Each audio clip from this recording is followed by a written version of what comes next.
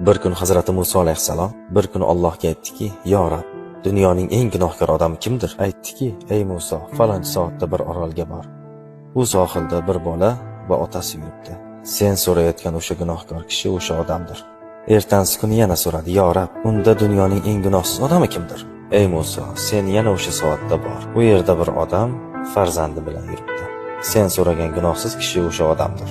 Qarasaki, o'sha odam. Kecha dunyoning eng gunohkor odami bugun qanday eng gunohsiz bo'lyapti? U bolakay otasidan so'radi: "Dunyoda eng ko'p nima bor?" "O'g'lim, dengizlarning suvi bor."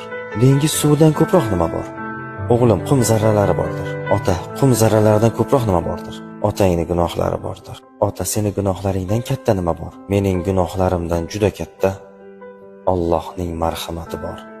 Ana endi ey Muso, modom gunohlardan u meni ustun bildi, men ham uni kechirdim deydi Janobi Haq.